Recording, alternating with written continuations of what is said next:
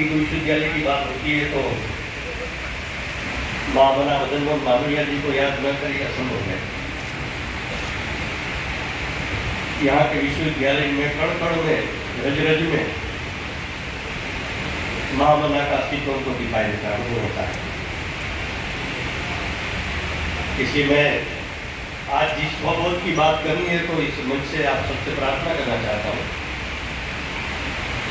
कि महामना ने भी बनारस हिंदू विश्वविद्यालय नहीं लिखा है, काशी हिंदू विश्वविद्यालय हिंदी में लिखा है।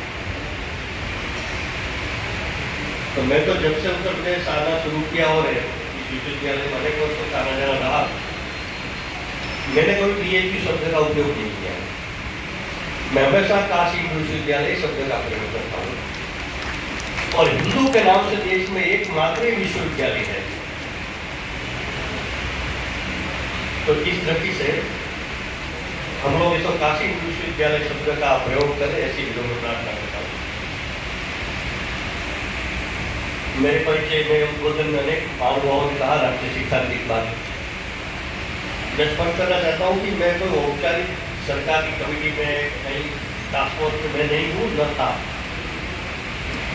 लेकिन हाँ, शिक्षा पर हम काफी समय से काम कर रहे हैं और हमने 2012 में ही एक वैकल्पिक शिक्षा का एक प्रतिमान तैयार करने का प्रयास किया था। और आनंद की बात है कि इस प्रतिमान की एक छोटी सी बुकलेट लगभग 25-30 हज़ार छापी की अलग अलग भाषाओं में और देश भर में उस पर सुझाव लिए गए थे। और उसमें से काफी मात्रा में बातें शिक्षा नीति में समावेश हो गया है। ये बहुत एक आनंद का विषय है। और जब पंचप्राण स्वभाषा विशिष्ट भारत की बात अगर करनी है तो बिना शिक्षा अधूरी है। प्रदीप मधोर जी कह रहे थे, मैं देश भर में यही काम करता हूँ, कभी और कुछ काम नहीं करता हूँ। आप जब बुलाएंगे तब मैं आ जाऊँगा आपको। मेरा काम यही है, मेरा प्राथमिकता का हमने शिक्षा संस्कृति उत्थान न्यास हमारा जो है, शिक्षा संस्कृति और का उत्थान की बात है। वो जो न्यास ट्रस्ट है उसका काम यही है कि शिक्षा में आधारभूत परिवर्तन, शिक्षा में भारतीयता, भारतीय ज्ञान परंपरा का समावेश हो और इस निमित्त राष्ट्रीय शिक्षा नीति का संपूर्ण देश में सुचारू और समग्रता से क्रियान्वयन हो। हमारे देश में शिक्षा नीति तो तीसरी शिक्षा नीति आई है। कई कमीशन बने, कई टास्क फोर्स बने, 49 में राधाकृष्ण कमीशन बना, 52 में गुजरात कमीशन बना, 64 में कोठारी आयोग बना। इसके अतिरिक्त भी कई कमिटियां बनी, कई टास्क फोर्स बने। दो शिक्षा नीति इसके पूर्व आ गई 2020 से पहले, एक 68 में आई, दूसरी 86 में आई। इस सब में अच्छी बातें की गई, अच्छी अनुशंसाएं की। लेकिन दुर्भाग्य से हम शिक्षा जगत के लोगों की इच्छा शक्ति के अभाव में इसका वास्तविक क्रियान्वयन धरातल पर नहीं हुआ। इसलिए शिक्षा के क्षेत्र में हम लगातार पिछड़ गए। तो हम लोग 5 वर्ष से शिक्षा नीति आने के बाद उससे क्रियान्वयन पर लगे हुए हैं। कई यूनिवर्सिटी, कई NIT, IIT, कई राज्य सरकारों में भी हम काम करते हैं। तो लोग मुझे पूछते हैं कब तक आप यही काम करते हैं। मैंने कहा जब तक ये शिक्षा नीति 100% क्रियान्वित नहीं हो जाती है तब तक हम यही काम करते हैं। तो अधिकतर शिक्षा जगत के विद्वान महानुभाव यहाँ है सभागार में, तो मैं प्रार्थना करता हूँ कि शिक्षा नीति का जरूर अध्ययन करें सब। क्योंकि मैं देश भर में घूमता हूँ तो मैं हर जगह पर पूछता हूँ, यहाँ पूछूंगा नहीं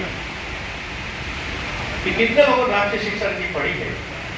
प्रोफेसर लेवल के लोग, इस प्रकार के लोग 10%, 10% लोगों ने भी शिक्षा नीति का अध्ययन नहीं किया है।